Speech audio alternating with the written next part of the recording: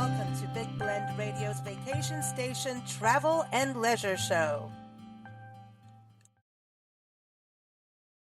Welcome, everyone. Very excited to talk about Savannah, Georgia right now. It's pretty much said it's one of the most haunted places in the country, but it is so full of history and natural beauty. It's got a wonderful district. The arts is huge, beautiful parks. We love Savannah. And David Kriso is a travel writer, and he is back on the show today. You can keep up with him at dektraveljournal.com. That's his website. The link is in the episode notes. And he just went to Savannah this winter. So this was a trip that was in the making for a couple years for him. He finally got there, met up with Enocha Edenfield, and she leads tours, history tours, and also ghost tours of Savannah. And you can go to her website, EnochaEdenfieldTours.com. And again, that is linked in the episode notes. But David, welcome back. How are you? How you doing, Lisa? Doing good. Did you take the Amtrak from New Jersey to Savannah? Yes, I took Amtrak Palmetto, Newark to Savannah, 14 hours down, 14 hours back. Nice. Now, you could get some decent rest on the way there and back? Yes, it was a wonderful trip down. The first 3 hours is very easy. It's Newark to Washington, because I know that part of the route very well. It was from Washington to Savannah, which was unknown territory, very much. Oh. And so for the first 3 hours, I couldn't even find a seat on the train when I boarded. And I finally did find a seat, and it wasn't a car that I really didn't want to be in. I was amongst people not really. I'm changing my seat here. So when I got to DC, I snuck up to the second car of the train, and no problem there. So as long as I took my seat check with me, I was in good shape. So it was a nice trip down, 14 hours down all the way. The weather was great. The scenery was incredible. And the best thing I ever did was bringing a cooler of extra food with me. The cafe car has a great menu, but it can get old in the tooth. So it's good to bring extra nourishment with you, go a little off the beaten path. And, as long as stuff can be kept on ice, you're in good shape. And I did that on my way back. That makes sense. And to me, I'm going to bring wine because I want wine and scenery. Are you allowed? Would I get kicked off the Amtrak if I brought wine? No, absolutely not. Because this is sounding good. In the cafe car, they even have Kendall Jackson on the menu. They got Cobbett. So hey, there we go. So talking about spirits, Enocha, welcome. How are you doing? I'm doing great. Thank you for having me. So I know, do ghosts like wine? I think they did. Some of them, right, in the past. Some do. The dead are just like the living, and they enjoy a lot of things. Some of them enjoy wine. Some of them enjoy rum. Well, yeah. As being in Savannah, was rum a big deal for that region? Well, yes and no. When Savannah was originally founded in 1733, wine were allowed, but hard liquor was not. General Oglethorpe, the founder of the colony, thought that hard liquor kind of made people a little lazy and a little crazy. So we did not have hard liquor legally available here. But, where there's a will, there's a way. And people always found a way. But eventually it would be legalized. And yeah, we are a drinking town today. Well, it's kind of interesting. Savannah's history is so complex, right? It is. Civil War history, you've got military sites, you've got Tybee Island, you've got so much going on. And then also the nature side of it. And you've got gators and stuff, which is to me really cool. So that's to me and then the arts. Isn't the arts a big draw too? Yes, we have a pretty good art scene here. We are also the home of the Savannah College of Art and Design. And so we get art students from all over the country that come here. So I wanted to go to David. What was it that you wanted to experience in Savannah? Because this was your first time there, right? Definitely wanted to experience the haunted side. I wanted to visit just the history of it. And there were also some restaurants I was hearing about. And one of them I was looking forward to going to was called Alligator Soul. And it's on Barnard Street. And when I went there on a Friday night, I had their special on the menu called grilled elk. And it's like filet mignon. It was amazing. Wow. So you had grilled elk in Savannah. I didn't know you could get elk in Savannah. But I know you can get everything now, right? Was it actual elk or? It was deer meat. It was absolutely awesome. It was like eating filet mignon, which is cow meat. But it was much more tender. It was absolutely amazing. I don't know what did I just have tonight? And after that, I went on the Dead of Night tour, and I was telling the tour group the same thing. Mm. And I was being the word of mouth. I was telling everybody, if you haven't tried alligator sole, it's not too far from here. So you didn't eat alligator? I had the the alligator chorizo mac and cheese, which was really interesting. It's alligator sausage ground up into macaroni and cheese, and it tasted interesting. Mm. Well, yeah, I mean, there's gators out there. I'm not going to eat what you ate in either one of those. It's just not my thing. But, I wanted to ask you, Enocha, what would you say is a Savannah dish? Because you got all these cultures coming together. You can't just pick one, right? Seems like, I don't know. It's true. We are also known for our seafood. We have a pretty good seafood industry here. And we also have some pretty good soul food restaurants here as well. Okay, cool. Soul food, that's my thing. I'm coming in for that. So, Enocha, when you do your tours, I know you do history tours and the ghost tours. I always think that tours are the first thing you should do, whether it's a food tour, a history tour, that kind of thing, to get your feet wet when you go to a destination. And Savannah, Savannah, you can go and be walking by buildings and have no clue what you're looking at and not have that appreciation. So would you say this is the first thing for people to do? I think so. I think it's important to start off your trip with a tour just to get a lay of the land because Savannah's laid out on a grid system. And while that seems like it'd be pretty easy to navigate, sometimes people get lost because everything starts to look the same to them. So doing a tour helps them figure out where things are. And there are a lot of hidden gems in Savannah. So sometimes people like to plan out their trips like to the minute. And I always tell people don't do that when you come to Savannah. Just take your time, walk around, explore things, because you'll find out that there are a lot of things here that aren't as easy to find online because you may not even think to look for them.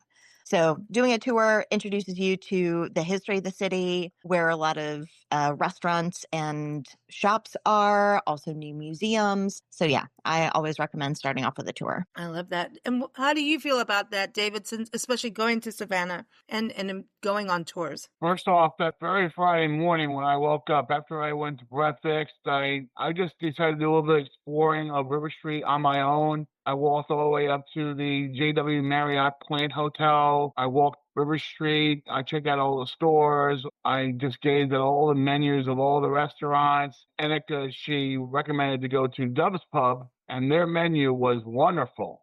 So it was excellent. There's a few others I saw on River Street called the Broken Keel, and also Rafito's, which is a good pizza place at the JW Marriott. And so I kind of kept note of where I need to go next time should I get down there again. Savannah's littered with restaurants on River Street, even in the heart of town, in the city market area. I was floored. So you ate well. What about the history? What stood out for you, David? And which tour did you do with Enocha? Did you go on the ghost tour or a history tour?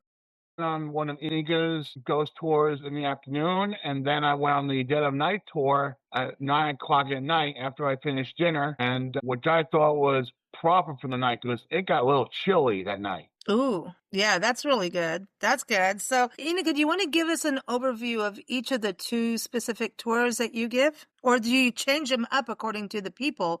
Because it seems like you also kind of do private tours. The majority of my tours are private, and I ask people, what are you interested in? Are you interested in learning more about a specific aspect of Savannah's history or ghost stories? Because I can customize them. Sometimes people just want a general overview. Sometimes people are more interested in like Savannah's notable women or, some of our Civil War or Revolutionary War history. So I can customize my tours, my private tours for them. I have just started doing small public group tours, but those are only on Friday and Saturday nights. Okay, so you have specific ones set up that people can do, knowing, hey, let's book this when we come into town. And again, everyone, Enocha's website is linked in the episode notes, so is David's. But if I said to you, hey, I want to know all the haunted history kind of thing, do we go to graveyards? Where are we going? And what about, I want to know the haunted history. But to understand the haunted history, we kind of have to have a background of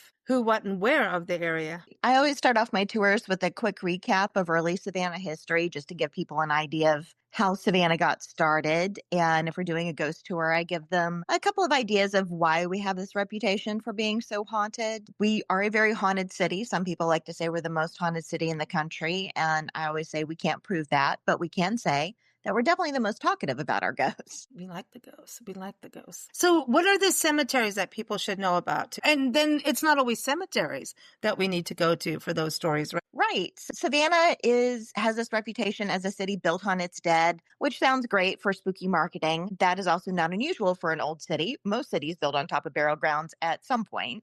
We do have one still standing cemetery in downtown. That is Colonial Park Cemetery. That was used from 1750 until 1853. So it's a good 103 old use of a cemetery. It was also briefly turned into a park, and that's kind of what it's used as today, but it is also a historic cemetery. But if you're looking for the big fancy monuments, you need to take a 10-minute drive outside of historic downtown to Bonaventure Cemetery. I want someone there to tell the stories. And then I've also gone on ghost tours where people start using apps on their phone. Do you do that kind of stuff? And what do you think about that kind of thing? Because some of it I think is, I don't know, like some of it seems weird and not normal. And then some goes, maybe, I don't know. I mean, what do you think? Just tell people if you have some paranormal investigation equipment that you want to bring, you are more than able to do that. That's totally fine. I personally don't offer any of that on my tours. There are other tour companies in Savannah that do, if that's what you're interested in. But I personally just like to inform my guests about the historic context of some of these places. And the ghost stories I tell are personal paranormal encounters that either I have had or people I know have had. Wow. So tell me a little bit of an encounter that you have had in Savannah to give people an idea. It is really, I was watching one of your videos. It is like one of the most haunted places in the country, right? So this can happen frequently. I tell people on my tours that downtown is an incredibly haunted area, and it's not a bug, it's a feature. If you don't have a ghost in the place that you're staying in downtown, are you really staying in downtown Savannah then? But we embrace our ghosts here in Savannah. I know some people are like, oh no, I never want to have an experience with a ghost. Well, then that's fine. You don't have to if you don't want to. But if you stay in downtown Savannah long enough, eventually the ghost will just find you. What was the first experience you had? The first notable experience I had was probably my first apartment when I moved here.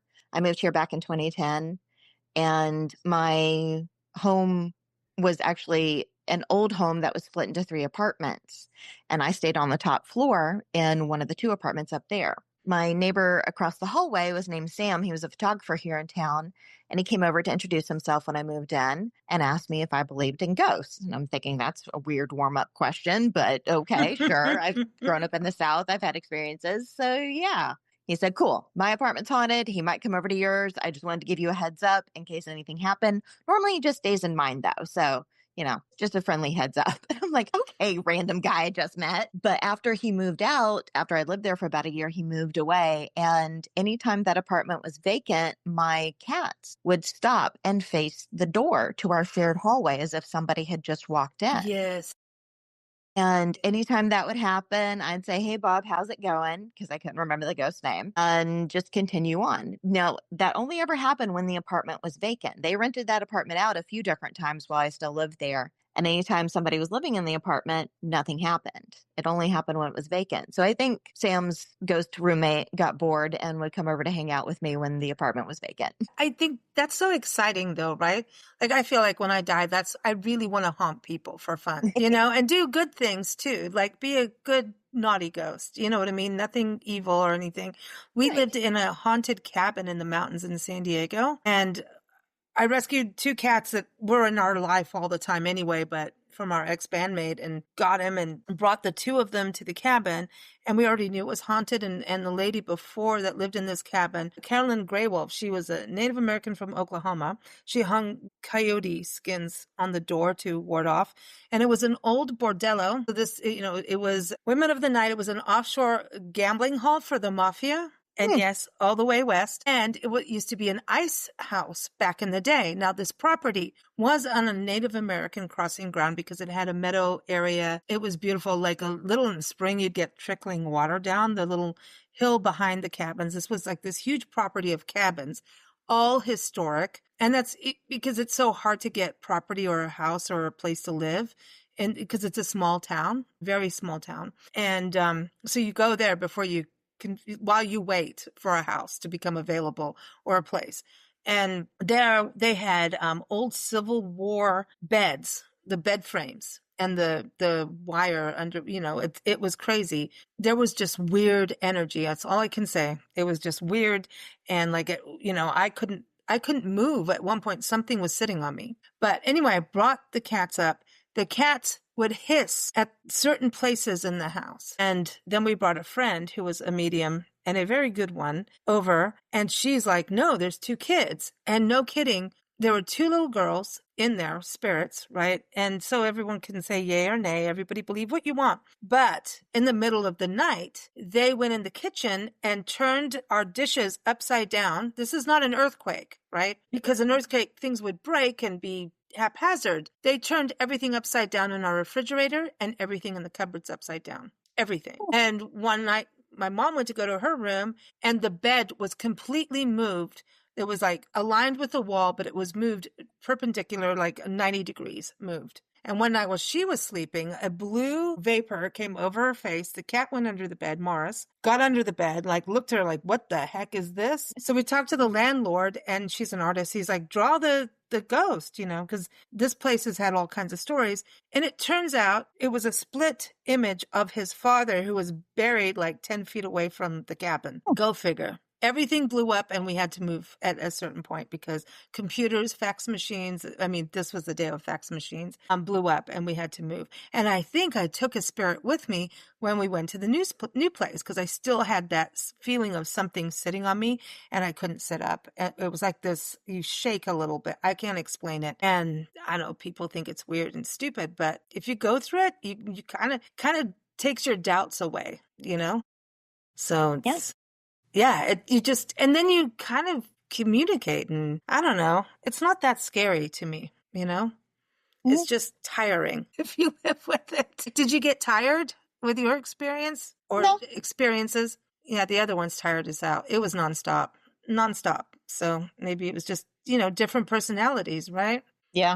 Wow. So when you take people on these tours, has anyone felt like a presence or do you as well? Yes. So I've had a couple of different experiences on my tours. I've had some people see things. I had a little girl on one of my tours when we were in front of Colonial Park Cemetery see a woman in a white dress walking down one of the pathways. And she pointed her out. Everybody turned around. No one else saw her. But a few weeks later, I had a woman on one of my tours also in front of Colonial Park Cemetery, and she saw the same woman. Whoa, that's cool. That's cool stuff, right? Mhm. That is amazing. So, David, did you get any heebie-jeebies, any vibes, any sightings? When I was getting down there, I was really nervous in a way, also anxious, wondering, okay, am I going to run into stuff that's evil or demonic? I asked Enocha that when we first met up for the tour, and she shared with me that they're residual beings from past events. They're not evil or demonic. So I felt rested assured that I was not going to run into that. But what I discovered along the route, along the tour, was quite uplifting, quite interesting. These were just ordinary people, just making their ordinary appearance when you least expect them to be. Mhm. Yeah, I like that. It's another communication. I don't think we die 100%. That's just my own personal belief because energy never, when you look at science, energy doesn't die. It just changes. Yep. Right. That's how I look at it. And sometimes it's going to be there. Maybe they're still the ambassadors of the place or the keeper of the house or they're not done and they're trying to figure out how to be done with whatever they were supposed to do.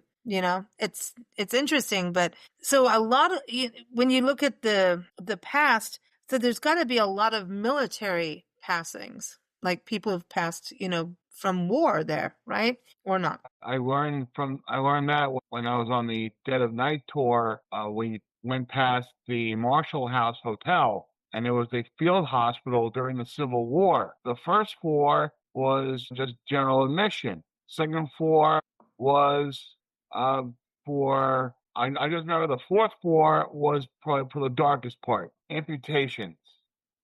And that's what really triggered a lot of the hauntings around town. Anyone living across the street would hear screams and moans, which were like residuals from those events. Wow. The screams and moans, that's crazy. Okay, so Enocha, so the hospitals, isn't that always kind of a hub of kind of activity, hospitals and asylums? Because also back in those days, they used to put people away pretty quickly if you had any kind of mental, emotional kind of stress, right? So then the asylums would be another part of it. What do you think when it comes to, do you think they just go wherever they are? I think places where you experience a lot of extreme emotions, extreme emotional highs or extreme emotional lows can kind of trap energy. This is my theory. Can't prove any of this. But places like theaters also tend to be pretty haunted because Yeah. you've got a lot of energy there, a lot of performers putting their all into the performance, and you've got a lot of audiences over and over coming in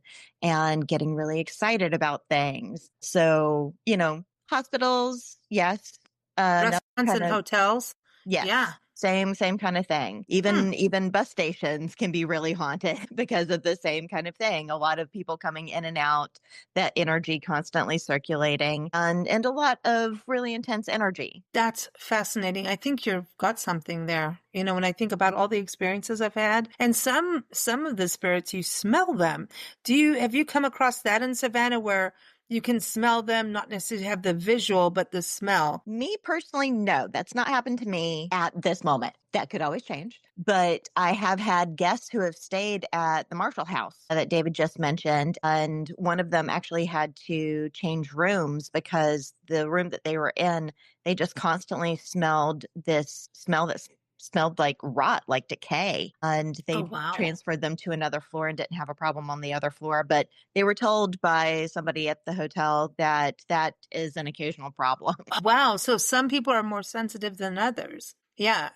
I've had that in, I think it was Ventura, California, and they were talking about one of the spirits who was like a madam of the house, but always had this strong perfume. And I went into the bathroom, and all of a sudden this like intense waft of like rosy kind of perfumey thing happened. And I'm like, well, you're in a bathroom, but nobody else smelled it. And then other people on the other side could smell cigar smoke and that's something I've heard a lot is cigar smoke that just comes out of nowhere. Because it's strong. And I think it's like, hey, I'm here. Let me give you a small, like a really strong smell. Here it is. It's going to be rotting flesh, cigar smoke, or perfume.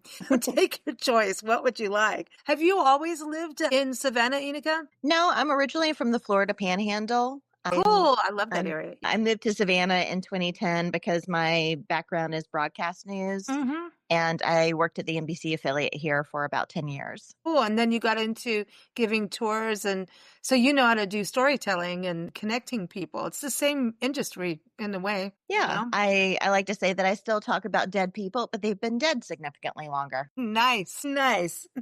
So what are some of the must-dos you think people should experience other than your tours? I'm saying they should definitely go when they go to Savannah. I think they should check out our Civil Rights Museum. We have an excellent Civil Rights Museum, the Ralph Mark Gilbert Civil Rights Museum. I think they should check out our Railroad Museum. And we also have a new museum that just opened up, the Savannah Paranormal Museum. That is, that just opened up.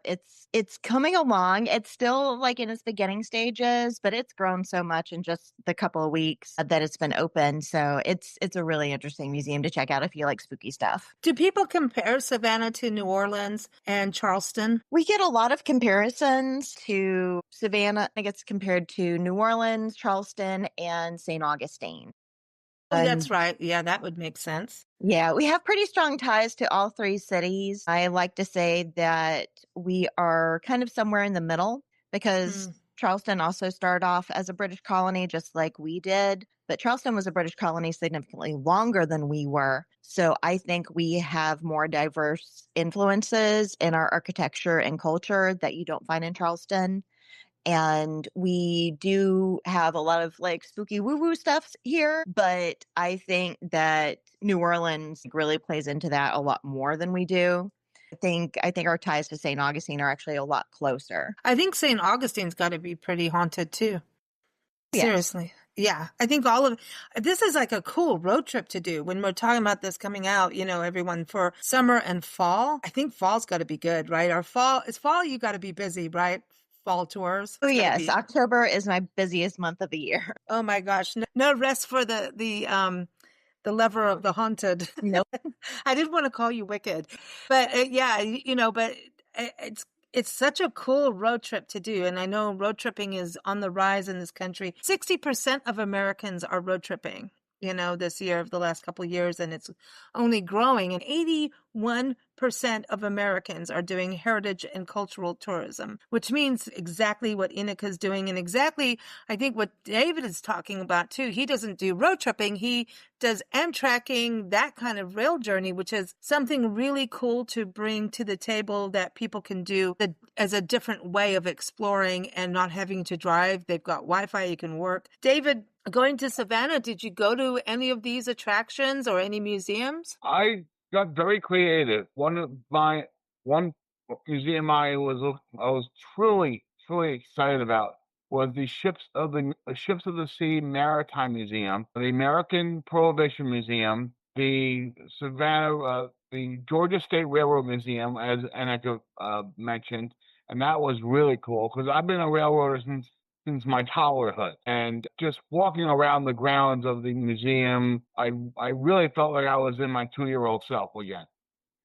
And the one museum I never had a chance, and I couldn't believe I was actually right next door to it, was the Savannah History Museum, which houses the famous Forrest Gump bench. It's one of the 4 fiberglass benches that was constructed for the scene where he's on the bench in Chippewa Square. Wow. So I think you could, this is the thing. I think, David, you're going to have to go back. I know we have to. I know my visit to Savannah is not done yet because I wrote my presentation. I created it just a couple weeks ago. It looks amazing, but it still needs a few more touches to it. It needs one more museum. It needs another highlight or two, and it looks golden. But I'm looking forward to sharing it with whichever library venues are interested in the near future.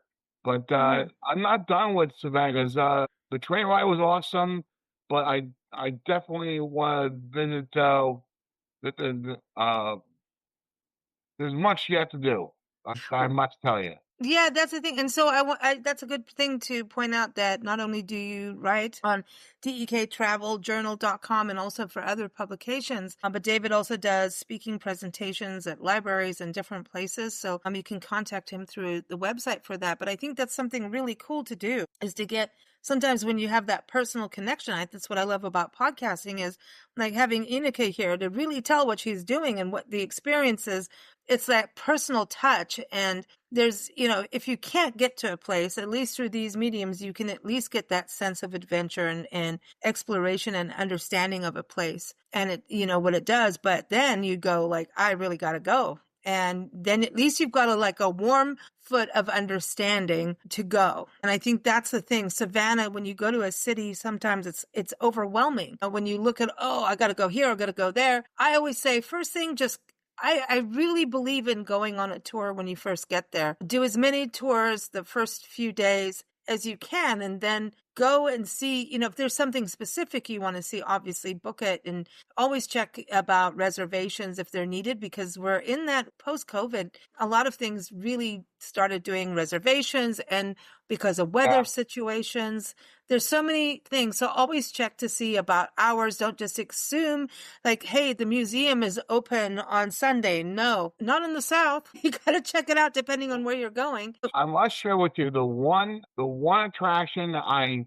tell everyone, I've shared with everyone, and I hope whoever's listening on this the one attraction not to miss is the riverboat cruise, the dinner cruise aboard the Georgia Queen. It's awesome. And if you never tried Georgia cuisine, Southern cuisine, you're really exposed to it. I had shrimp and grits for the first time ever. And I'm like, I'll do this again. And I'm hoping to maybe go on a gospel cruise, which is Oh, one wow. of their theme cruises in the near future. They do holiday cruises. They do a Valentine's Day cruise. They even do normal ones in between. It's a wide open window that they offer. You just got to go to the website, SavannahRiverCruise.com, or just Google it and just Oh. what a great experience that was. It was a beautiful 2-hour experience. You sail underneath the Talmadge Memorial Bridge. You sail through the container port area, then you turn around, head out towards the eastern end of the Savannah River, towards the mouth of the river near the ocean. Then you turn back towards the pier. Oh, and then when it was all over, like, can we do that again? Love cruising because, you're chilled out, you're not driving, you're not trying to figure it out. That's the thing about tours too, because it's another form of a tour where you can actually soak up where you are without having to drive it or do it. And at some point you have to do all that. But if you go on these tours again first, then it makes it easier. You've seen places, you get the lay of the land, and it's easier to navigate. But a cruise is really cool to go on a river. And I wanted to go back to you, Enocha, because isn't the river like really what made Savannah? Because that's always it. The water is what draws people to a specific place, right? So isn't that kind of the beginning for Savannah in human history is the water? Savannah has a lot of waterways around it. The Savannah River, of course, being the biggest, but that whole area has all these smaller rivers and streams and everything. We are very much an aquatic city. And when it was colonized by the English, they established it as a port city, a very significant port city. And we're kind of tucked into the coast. So we're a little different from other port cities. Yeah, you are different. It's cool going over that huge bridge. What is that bridge? You got that big bridge. It's the Talmadge Memorial Bridge. Oh, that's right. The same one I you were mean, talking about. it depends Yeah. on who you ask.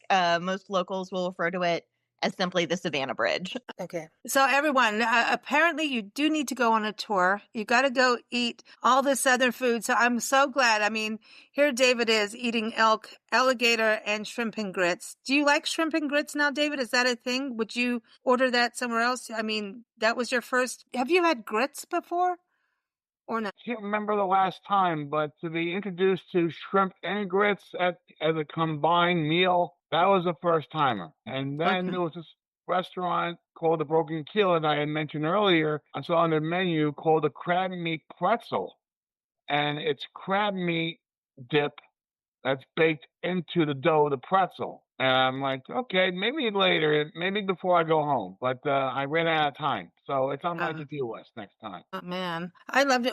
Do you have a favorite lodging destination, David, while you were there? I stayed at the Savannah Riverfront Marriott, and that was incredible. The hotel staff knocked it out of the park. They really went out of their way. And I told them I was going to be doing some work for Trains magazine, which my Palmetto story is published in. Also doing work for my presentation on Savannah and doing my interview with Enocha during my trip. They made sure that I was well taken care of. So when I was on the train going down, I got an email from the hotel marketing and sales director, and she actually forwarded me a question from the hotel's executive chef if I had any food allergies or anything related. I responded saying no. Okay. And she said, if you have any other requests, anything else you may need, do contact us. Enjoy your trip down. So, and I was in the middle of my 14-hour ride down. And then came the big surprise. When I checked in, I got in to the check-in area, and that's when I was handed my key card, and I was told I had the executive suite. And then when I walked into the door of my room, I noticed why I was asked about food allergies. The executive chef sent up a platter of chocolate dipped strawberries. Wow. I made sure I made sure. Wow. So you were welcomed. This is nice. This is good hospitality. When we went to, That was Georgia-style hospitality. They knocked it out of the park. That was a great way to begin it. yeah, we stayed at the Azalea Inn, and I believe that's in the heart of the Arts District. I'm not sure. Enocha, do you know where that is, the Azalea Inn? It's not far from Forsyth Park, or is it Forsyth? Yeah, that's the Victorian neighborhood, I think. Yeah, it was amazing. And we didn't even know we were going to end up there. And because we, crazy road trip. And oh my gosh, the history just of that bed and breakfast blew me away. The history. And, that's the thing about Savannah. I think you're going to get amazing hospitality, just, true Southern hospitality really does exist. I know for sure. And just like what David is talking about, that hospitality. But man, I remember going there. They're like, would you like some sherry? I'm like, yes, please give me the sherry. And we went and took a walk down to Forsyth Park. That is like world famous, that park, right? That park is incredible. That fountain, that is a park I need to go back to. It just is, I think, one of America's, everyone talks about Central Park in New York, but I really think that park is everyone should know about that park. And a lot of people do. I know it's famous, but it is one of the greatest urban spaces in this country. And I document parks and public lands full time across the country. And I think that has to take the cake as an urban park, honestly. Oh, great. It is great. It's one of the first organized parks in Savannah, because everybody always thinks of the squares, but those are actually supposed to be more municipal spaces, almost like everybody's front yard. So not technically parks. Forsyth Park is one of the first organized parks in Savannah. I did not know that, but it is cool. I mean, there's gardens, there's the trees and the Spanish moss, and don't touch the Spanish moss, everybody. If you go there for the first time anywhere in the South Carolina, Georgia, don't play with the Spanish moss. You'll get itchy. Did you do it, David? Did you touch it? Never did. Don't touch. I followed directions. Don't do it, right? Enocha, it's true, right? Don't touch the moss. Leave it be. It wants to be left alone for a reason. Well, it is a naturally occurring plant here. It's an air plant. If it's on the ground, that's where it gets the itchy bugs from. The itchy bugs actually come from the grass. Dogs also like to pee on it if it's on the ground. So that's absolutely nice. Do not touch it. If it's in the trees, it's mostly safe to touch. It could have some spiders or maybe some frogs in it, but not the itchy bugs. I just have to tell you, I just love your region so much. And I call it a region because even going out to Tybee Island, that's a whole other history out there. Oh, yeah. And you've got a fort. I mean, what more do you want? You have history, you have nature, you've got good food, you've got historic buildings, you got ghosts. Like, come on. One more thing, Lisa. There are at least 6 craft beer breweries in Savannah, and I visited. All right. Well, did you go to any of them? Yes, I did. I visited the Service Brewery, and run by a retired military couple. And the one experience, and it's really moving. You walk in, and there's this big blackboard, and you're invited to write on the blackboard how you serve. And whether you're in the military or in whatever way, I added my name because I'm a clerk of the U.S. Postal Service. My dad was in the Navy for 5 years as a medical officer, so I added both our names to the board. Oh, that's cool. That's super cool. I love that. We didn't do any breweries, but while we were there, we went for tacos and margaritas. And it was this taco shop. I've got to go and look it up. We were in the Arts District. I know that. And it was just around the corner from where we were staying. And this was not the Azalea Inn. This was a couple years ago. And we met a friend there. And this taco shop really had incredible margaritas, incredible tacos. And what they did was whatever you purchased, a percentage went to a charity of your choice. And they had up on the wall, you could pick whatever charity you wanted. Of course, we did animals since we pet sit across the country too. We had to, support all the animal charity. There was like a SPCA or Humane Society, I think.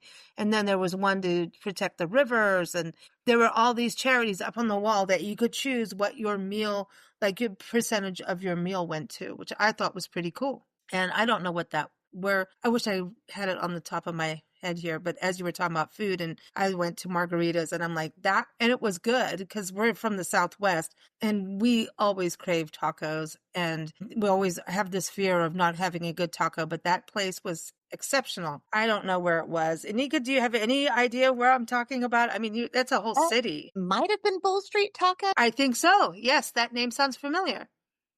It does. It's little. It's tiny. It's a small little place, has a little outdoor seating area, and it was amazing. We went there, it was December a couple of years ago, and we went to meet one of our friends, Lee Brovedeni, the trust architect, and we had a wonderful time, and yeah, I was kind of bummed. And just walking the streets of Savannah, do you get that, Enocha, in closing, people walking the streets? Do you see everyone's jaws kind of drop at the different architectural styles of everything? Yes. Oh, yes. We are fortunate to have a lot of our old architecture still here, and there's so many unique facets to it. And sometimes people will just stop and stare at a building to pick out all the little details. No. And then it's like, who lived here? Why? How?